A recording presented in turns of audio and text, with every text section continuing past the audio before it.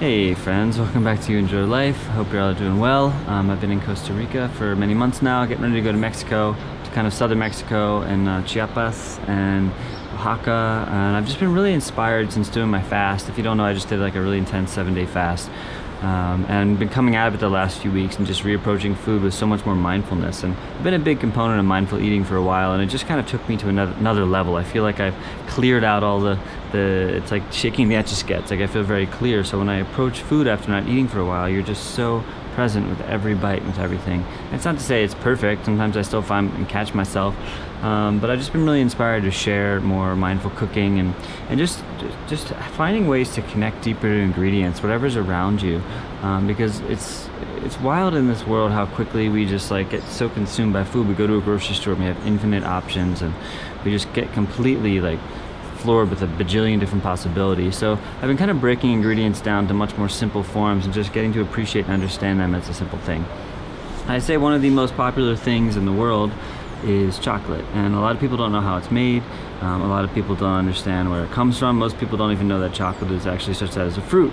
When I first had chocolate, fresh cacao, which makes chocolate, I was completely blown away by the flavor. Now, I will say it's challenging to get fresh cacao unless you're living somewhere tropical. In Costa Rica, it's very abundant. On the property I'm staying, we have many trees.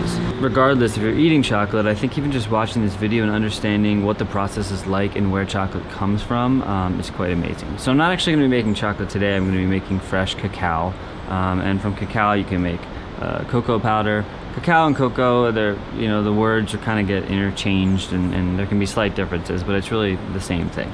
But fresh cacao I love, and I remember the first time when I first was growing up, I hated chocolate, and I was always a vanilla ice cream person. And when I first started eating chocolate, I could eat it in like a Snickers and milk chocolate, but having dark chocolate just was so bitter. And now like I just eat raw chocolate because it's honestly so amazing. Actually, let me show you something. So over the years, I've definitely become much more obsessed with chocolate, and there's many different forms. And you've got, these are cacao nibs, which we're going to be making today. The cacao nibs are basically the bean that's been fermented and then roasted and then ground up to look like this. And they're bitter and they're delicious. The crunch is amazing. People put these on smoothies. You can put them on cakes, put them on ice cream. I like to just eat them straight up with like some nuts. This is cacao powder, which is basically this that's been turned into a powder. And then this, from this place called Cacao Magic. If you're in Costa Rica, check them out, by the way. This is some of the freshest pure chocolate I've ever had. This is literally just cacao. And look at this bar. It looks fresh, it smells fresh. And if you've ever done cacao ceremonies, it's a very sacred drink. So in Costa Rica and different places, they'll chop this up and mix it with just water, sometimes adding like a little cayenne or cinnamon or salt or maple syrup or something, but just water, and you make a drink out of this, and it's really delicious and good for you. And it's like a heart opener. But there's a lot of things you can do with this. And so first I want to just show you a little video of what the actual fruit looks like. So this is actually cacao. It comes in different colors. This one's more like greenish, yellowish, but it can also be like a really beautiful reddish, yellowish color as well. And they grow on the tree, of course, and there's a pod. And basically you break the pod open, and here's the fun part. Whoa! So cacao actually starts as a fruit. This fruit here, super fresh. If you've ever had sweet tart before, tastes like a sweet tart, candy sweet tart, but like in fruit form. You suck on it, gives you energy, vitamin C. This is where chocolate comes from. So if you didn't know, when I first learned about it blew my freaking mind. So again, the chances of you getting a pod are very slim, although if you're finding this video, maybe you're actually looking and you already have one, so you want to know more about what to do with it from there. So the seeds, they taste amazing, but sometimes you get them and they're a little bit overripe and you don't really have as much of the pulp. It still can taste pretty good. But that's what happened to me recently. I had one that was a little more overripe, and I said, you know what, I'm just going to ferment it and try to make some cacao. So there's different ways you can go about this. If you have fresh cacao and you want to eat the fruit, what I do is I'll eat the fruit and I'll enjoy it, and then I'll just roast it in the oven. You can roast it in a pan, you can roast it, even we're going to be using an Instant Pot because we don't have an oven here. and then you just roast it, and even that will get you cacao. It will taste really good. You peel the shell off, and then you have these cacao nibs that will break up. So that's one way. If you want to kind of add flavor to it, like the really good high quality chocolates are fermented, because in the fermentation process it just makes it a deeper, richer, more delicious flavor. So what you do in that case is, instead of actually eating the fruit, what you do is you take the fruit and everything, and you would put it in some kind of bowl or contraption. They say the best thing to ferment it in is banana leaves. And if there's a way to get the liquid to actually drain off, that's the best, because you want the liquid to be draining off while it's fermenting. And then you just let that sit. I let it sit actually outside. Some people cover it, other people, I've seen it just fermenting like out in the sun before. But usually people will put it in these boxes, and there'll be a place to drain it. And then what happens is, over time, as that's fermenting, it's developing, in the fermentation process, developing alcohols, and it's just making that bean taste really good. So I'll show you here. I have it in banana leaves, and mine's, I don't have that much, so I didn't even bother to do the draining process. Okay, check this out. If I smell this, it smells kind of like alcohol. And I even had mine that were like some flies on it, and it's funny because people are like, oh, bugs, get them away, but there's bacteria everywhere that's eating your food all the time, so you don't have to worry too much, especially because we're gonna be cooking this. But yeah, I just basically put it in the bowl, and I just cover it in some banana leaves, and every day, I would just kind of turn it and move it a little bit around.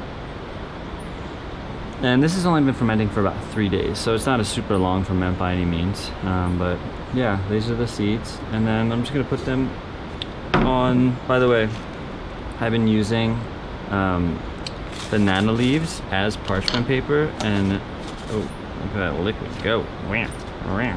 I've been using this as parchment paper, and it's amazing. And let me just say, I'm not an expert, I'm not a chocolate maker. I'm just kind of showing you some just different ways to use chocolate and just get a deeper connection with it, because the truth is, I like approaching food in different ways. I like to learn, on the one hand, a lot. As much as I can learn about the process and how things work, it's great, but also like consider that there were people, thousands and thousands of years ago that just found this stuff. They're like, whoa, there's this crazy thing, it tastes delicious, and then somebody accidentally fermented it in the sun and then somehow roasted it, and all of a sudden they figure out they have cacao, and then they figured out how to turn it into chocolate. So I like also approaching things kind of like a kid. Like I'm not an expert. I think what I'm actually going to do now, as I'm seeing this, is I'm going to actually wash these off and just kind of pat it dry. I think it will just help the process a bit, and then we'll be right back. You can see them. So what I do is I just wash them off and just kind of patted them a little bit dry, not like super dry or anything. Now I'm going to throw them in the Instant Pot.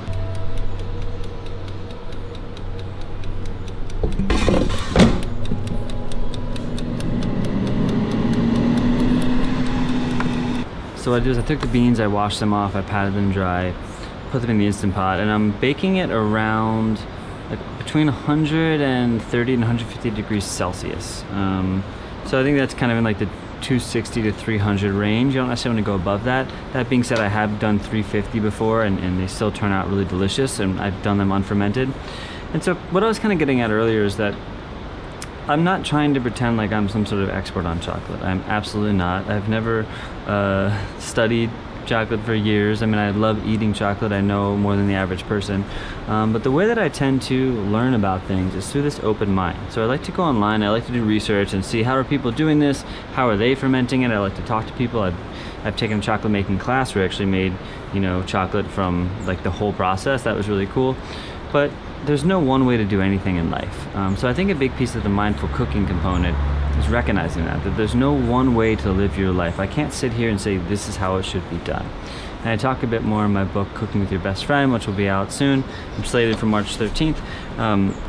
About like my whole food experience, and recognizing that even in life I can't tell anyone how to do anything. I can't pretend like I've got it all figured out, because every individual is extremely unique, and even though we're all connected, there's a uniqueness to every single person in the world. Your experience, your life, your skills, but also your environment, the type of ingredients you have, your oven, there's like a bajillion factors. So to me, it's like, how can you be in this state of learning and being open, but also exploring and just seeing what's possible? The first people that discovered chocolate figured it out by accident. So if you're so rigid, you know, you can get something exactly like you want, but you might miss out on something that you've never experienced before. So I like to approach things like that, where like I learn enough and then I'm just open-minded, and in the moment like, this sounds good. Because I watch videos on like fermentation, and people will be like, this is how you do sourdough, and there's like 100 different varieties of sourdough, and they all turn out good. So while the cacao's roasting, I want to talk to you just a bit about how chocolate's made. And I'm not going to be able to make chocolate today, because in order to make actual chocolate, you pretty much need a special chocolate grinder. So what the chocolate grinder does is it takes the cacao, which we're going to end up with, and it basically uses friction, and it has this turning method. It has like these two giant circular like cylinders, and it grinds up the chocolate and heats it in a certain way that it separates the I guess the cacao from the cocoa butter. And that's really all chocolate is. There's cocoa butter in here, and when you're pulling out that oil essentially, and then you're grinding it together, it starts to become really smooth, and eventually when you do that, then you can form it and you end up with something like this, right? And this is just pure chocolate. So the cocoa butter and the cacao that have been separated and then come back together, just super pure chocolate. So I've seen some people on YouTube where they'll basically take like a Vitamix with some cocoa butter or coconut oil, and they'll blend up cacao, and you can get something that tastes really good, and you can still mold it and everything. I don't have a Vitamix here, so I'm not going to be doing that. However, just a little bit about chocolate, and I'm not a chocolate expert, but from what I've come to learn about chocolate is that when you go to buy a bar and say it says 80%, you get like dark chocolate, and milk chocolate, I can't even eat milk chocolate anymore. But let's say you go to buy a bar and it says 80% dark chocolate. Well, what that means is it's 80% chocolate, 20% sugar. So really good cacao should only be 2 ingredients, sugar and chocolate. And then if there's some flavorings, you're like, oh, sprinkle some raspberries on that. That's cool. Some people like, different flavorings, and there's definitely really good chocolates out there. But when it comes to all the filler ingredients and the cocoa liqueur and, the different xanthan gums or, things like that, always get the best that you can get and afford and have access to. But the chocolate enthusiasts, they're very pure. It should just be 2 ingredients and then plus flavorings if you want, but really just the chocolate. So if you get like a 95% bar, that's only 5% sugar, so it's going to be very, very bitter.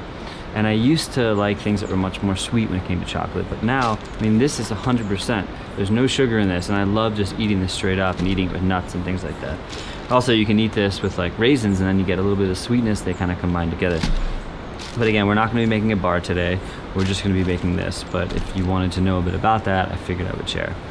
And just one note to keep in mind is I am not by any means a chocolate expert. I'm not an expert at anything, nor do I ever plan to be.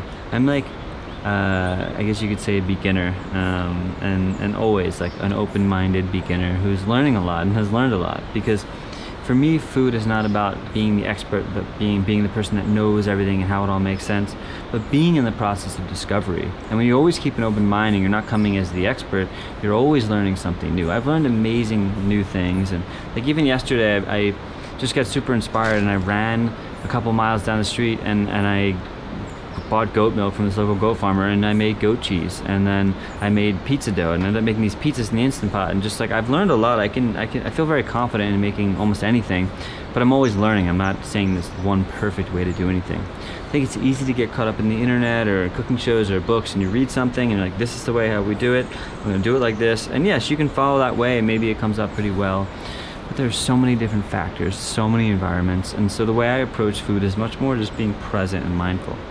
I don't necessarily know what I'm doing with this chocolate thing. There's probably much better ways to ferment that are much more complicated, different ways to roast. There's experts out there, and if you want to learn, you can go learn from them if you really want to get deep into it.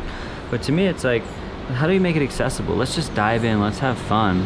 Let's try something new. The first person that discovered chocolate probably discovered it by accident, Most great discoveries came by accident. So when you're in that space of openness, you might discover something new. You might think you're going to make chocolate, and in the process, you might discover something else.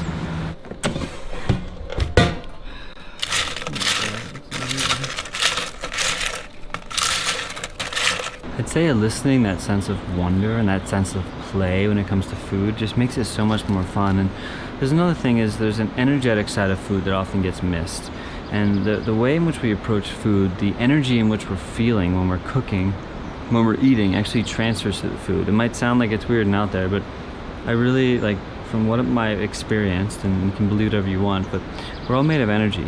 You know, in life we just exist as energy. And yes, we have this physical body, but it comes from somewhere. So, for example, if you're really stressed out and you're eating from stress, there's so many, even on the most basic level, you're going to be eating really fast, chewing less, scarfing your food down. You're going to use more bile and more energy to break that food down in your stomach. You're not going to feel well, you're going to have gas, all these things.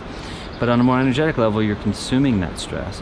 Whereas if you're in a very peaceful place, and this is like what monks do, they sit and they savor, they smell, they feel, they're curious, you know? And we actually get to enjoy the food. And that's why I think mindful eating and mindful cooking are so powerful. Another thing, if you're really into coffee and you're trying to maybe get off of coffee, I don't want to just say get on a cacao, but try drinking some cacao. Basically taking, you can go find the exact measurements online, but you heat up some water and you cut up just some raw cacao like this, and it's kind of like, I mean, it's really like making a hot chocolate, except that it's going to be much more bitter and potent, and you can always add a little sugar if you want. I would recommend just trying it though as is, maybe adding a tiny bit of salt or something, but not trying to make it too sweet or anything. And what people will do in cacao ceremonies, and I would do many here, is, you know, we'll sit around, and even you can do it with yourself. My partner and I do this a lot, and we'll set intentions, and we'll really just smell, and we'll talk about what we want to create and how we're feeling, and then we just slowly drink the cacao. And it does give you, you know, some energy, but it's not like I don't drink caffeine, but from my understanding, it's not the same kind of jittery energy. It's a lot more clean and smooth, and it's a very big heart opener, so you feel like a lot of love and connection. And it's something to think about. Wow, look at these.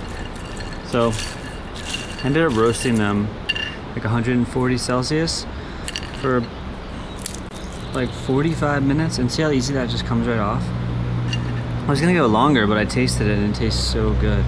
Okay, so as you can as you can see, the shell just like slides right off, and what you end up with is this, and this pod breaks into cacao nibs, right?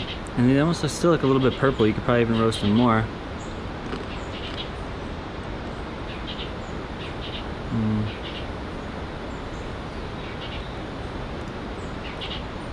It's so special.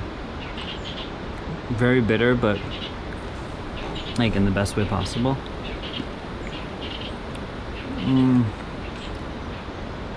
From this to this. Good. I love eating this stuff. Straight up.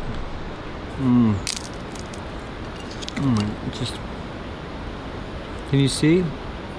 I'm not sure how easy it is for you to see here, but you can see like where it's already naturally wanting to crack. So then when you go like that, it comes apart.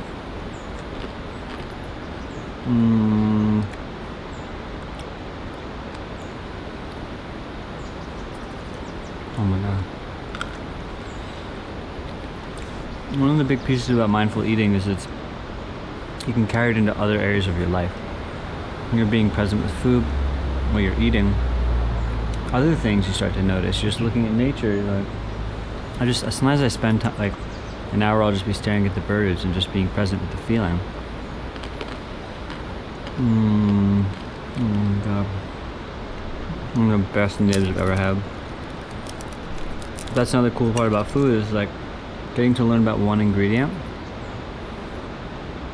going extremely slow, being extremely present. You can have so much joy just from one thing. This is literally one ingredient, a specific process to it. I didn't add salt, I didn't add flavor, nothing, just one thing cooked in a very specific way. And by specific, I mean specific, but also, you know, very improvised too. And you end up with something really special. Oh my god, I'm so happy to eat this. And so what you can do here is, you know, you can try to peel everything off without it breaking, but usually what's going to happen is some of these are going to break off. And so I kind of break shells off, and then you can just, almost like winnowing with wheat, you just kind of blow them away, and then you're left with the cacao nibs because the heavy matter will stay. And then from there, you can eat them, you can grind them up into powder, and do it as you wish. But they're so, like when you make it like this fresh, it's just so good. I like to just, honestly, straight up just eat it. Thank you for joining me today on this little adventure. It's just such a pleasure, such a pleasure. So whether you have access to cacao or not, think about how maybe you could apply some of the concepts we talked about here to other areas of your life. You know, and start looking at really simple ingredients. Maybe there's an ingredient that you don't know much about or you haven't used enough, and maybe there aren't things you realize. Like I'm actually making some sauerkraut right now. Cabbage, great example. Salt and cabbage, and you can make something amazing just out of that. So just really start to get to know each ingredient, and then you can learn so much about it.